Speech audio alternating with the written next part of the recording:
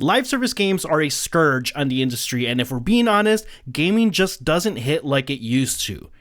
Is what I would be saying if I didn't know ball, but I do know ball, and that's why you subscribe. Now, to be fair, there is no shortage of live service games that have failed to hit the mark due to bad monetization practices, a bad gameplay loop, or a combination of both. And because of that, if you unwisely and unfortunately happen to find yourself in a Twitter thread or in the comment section of a TikTok or YouTube gaming video, the sentiment that gaming is going downhill or that live service games are inherently bad seems to be a pretty popular opinion. Now, if you happen to find yourself in the camp that believes that gaming is going downhill and you're still watching and haven't clicked away yet, I would recommend not only playing AAA games, because I promise you in many ways games are better than they've ever been. You just have to look past that surface level. Truth be told, there is something to be said about the quality of AAA games and the lack of quality AA games, but that's a topic for a whole different video. And yet, not even 3 full months into 2024, we have 2 games that have seemingly come out of left field to push back against these notions: Palworld and Helldivers 2.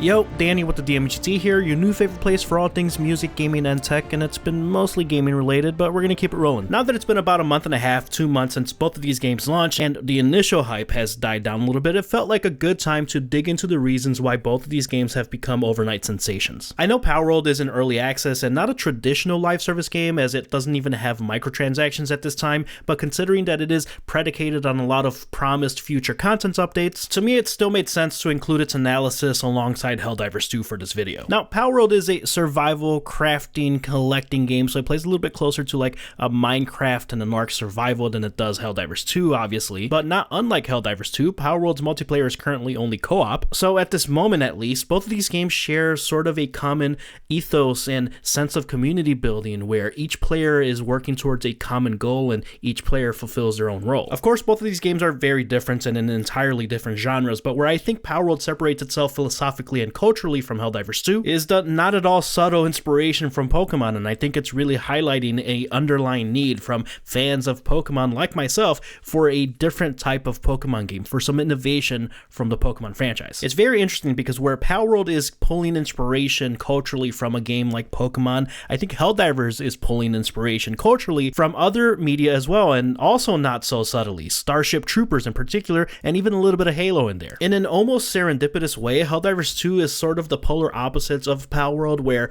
the focus of Helldivers 2 is in its multiplayer experience rather than its single player. You can play this by yourself, but it's not nearly the robust experience playing individually like Palworld is, and on the flip side, Palworld's multiplayer experience is not as robust as Helldivers 2. What I found the most interesting, however, playing both of these games is that neither of them do anything particularly groundbreaking for their respective genres. Palworld isn't the best base building survival game, doesn't have the best monster hunting and monster collecting mechanics. Helldivers 2 doesn't have the best third-person shooting mechanics, although they are pretty tight. It doesn't have the most robust variety of enemies, variety of weapons. At their core, both of these games have simple gameplay loops and gameplay loops that we have seen before. And none of this is a knock on either of these two games. I think sometimes less is more, but it's more than just that. These loops are fun because there is a real sense of progression each time you enter either of these games. It feels like the time you're spending in these is time well spent. You're progressing, you're adding different items, you're adding new abilities, which in turn allow you to get deeper into each of these games and sort of repeat that cycle, you know, video games. And I think that's where the core of their success for each of these games lies. Its simplicity and its fun,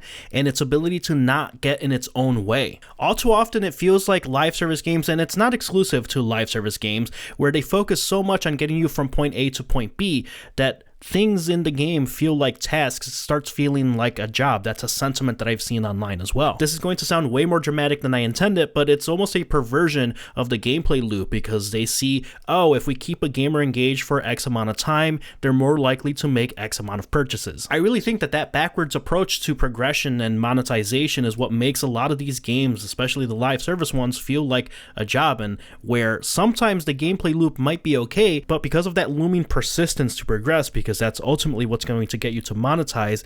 It starts sucking the fun out of it. The monetization and the microtransactions aren't what's inherently bad. Helldivers 2 currently has a bunch of gamers defending the way that Helldivers 2 monetizes, and with good reason. They have earned it. Anything that you can pay for in real money, you can earn in-game within a reasonable time frame. Couple that with Arrowhead CEO making very public statements about games need to earn the right to monetize, it gets gamers on their back, and now some gamers are saying, okay, I don't need this $10 season pass, but I'm going to buy it anyways because I want to support good developers. This isn't to say that there aren't good developers to support at EA, Ubisoft, Rocksteady. The developers at these studios are typically handcuffed by decision makers that only care about the monetization aspect, the bottom line. Let's take the Star Wars Battlefront Classic Collection right now because it's getting bombarded with negative reviews due to its lack of server capacity, bugs in the game, issues that both Helldivers 2 and Palworld each had within their first week. And it's not just a question of how much the games cost. Palworld costs $30, Battlefront Classic Collection is $35, and Helldivers 2 is $40. It's not just that Helldivers 2 and Palworld are made by independent developers that don't have the backing that Aspyr does. They're doing something unique in the modern gaming space. Each of their CEOs are sort of showing us how the sausage is made. It's very personal with the updates that they're giving us, and it's not just some JPEG image with some apology text for the state of their games. Those statements were backed by very real and noticeable improvements within a reasonable time frame. So you couple what appears to be a very real desire to connect with gamers from leadership at these studios, along with simple but fun gameplay loops,